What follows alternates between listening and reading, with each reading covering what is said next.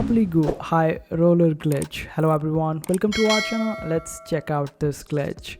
So for this you will have to leave the last upgrade of your building on your map. Make sure that you have upgraded every single building, but just leave the last one.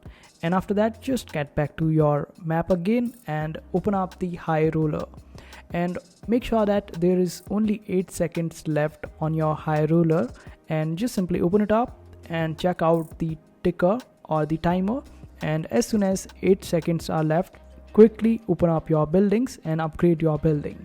Right after that, as soon as it upgrades, just simply let it load for a few seconds, and as soon as your map changes and the next one opens up or lock opens up, just simply close up your Monopoly Go and restart your game.